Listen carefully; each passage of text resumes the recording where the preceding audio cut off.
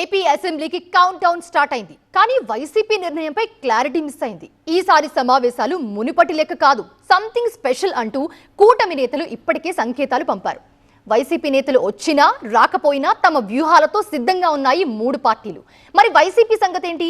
ఆ పార్టీ సభ్యులు అధ్యక్ష అంటారా, లేక సంతకాలు పెట్టి సభకు నమస్కారం చెప్తారా? బుధవారం ఉదయం 10 గంటలకు ఏపీ అసెంబ్లీ బడ్జెట్ సమావేశాలు ప్రారంభమవుతాయి. తొలి రోజు ఉభయ సభలనుద్దేశించి గవర్నర్ ప్రసంగిస్తారు. అనంతరం బీఎస్సీ సమావేశాల్లో సభ పని దినాలను ప్రభుత్వం ఖరారు చేయనుంది. ఈసారి 18 నుంచి 20 రోజుల సమావేశాలు నిర్వహించే ఆలోచనలో ప్రభుత్వం ఉంది. ఈ నెల 14న ప్రభుత్వం బడ్జెట్ ప్రవేశపెట్టనుంది. ఈ సమావేశాలకు హాజరు విషయంలో వైసీపీ సభ్యుల నిర్ణయంపై రాష్ట్ర వ్యాప్తంగా చర్చ జరుగుతోంది.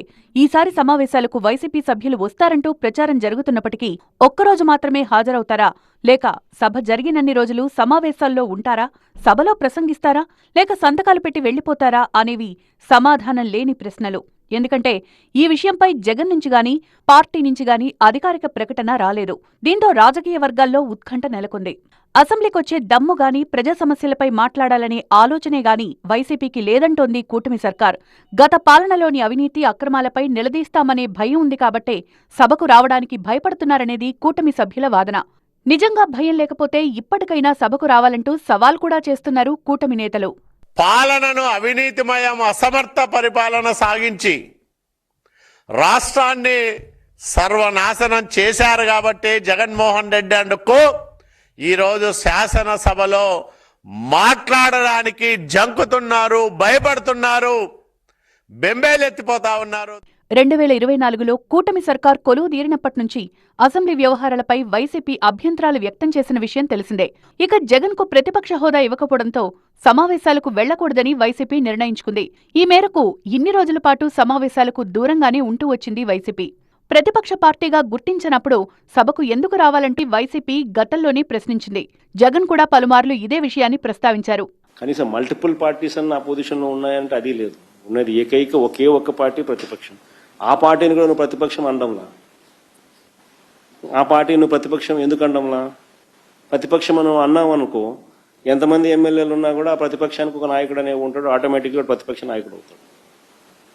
ఆటోమేటిక్లీ ప్రతిపక్ష నాయకుడు అయినాడు అని అంటే ఆయనకు నువ్వు సభా అధ్యక్షునితో సమానంగా మైక్ ఇవ్వాల్సి వస్తుంది. అది ఇవ్వడం నీకు ఇష్టం లేదు కాబట్టి అసలు ప్రతిపక్షమే లేదంటున్నావు. అసలు ప్రతిపక్షమే గుర్తింపు ఇవ్వని అంటున్నావు. అయితే జగన్ మినహా మిగిలిన సభ్యులు 2-3 సార్లు అసెంబ్లీ రిజిస్టర్లో సంతకాలు పెట్టారు. కానీ సభలోకి వెళ్లలేదు. పైగా క్వశ్చన్స్ ను పంపించారు. దీనిపై సభలోనే స్పీకర్ అయ్యన్న పాత్రుడు ఆగ్రహం వ్యక్తం చేశారు. ప్రభుత్వ జీతం తీసుకుంటూ ప్రజల కోసం పనిచేయాల్సిన ప్రజాప్రతినిధులు సభకు రాకపోగా దొంగచాటుగా సంతకాలు పెట్టి వెళ్లిపోవడం ఏంటంటూ ఆగ్రహించారు స్పీకర్ అయ్యన్న. దొంగచాటు నుంచి సంతకాలు పెట్టి కర్మ ఎందుకు పెట్టిందో నాకు అర్థం కావట్లేదు. హౌస్లో కనపడలేదు. ఎక్కడ జీతాలు తీసుకుంటూ హౌస్కు రాకపోవడం ఒక తప్పండి. గవర్నమెంట్ జీతాలు తీసుకుంటున్నారు సార్. వీళ్ళందరూ కూడా ప్రజా డబ్బుని జీతాలుగా తీసుకుంటూ ప్రజలకు సేవ చేయకుండా దొంగచాటుని వచ్చి సంతకాలు పెట్టవలసిన కర్మ ఇటు ఒకసారి అవసరం అయితే తీసుకొని పంపిస్తాం.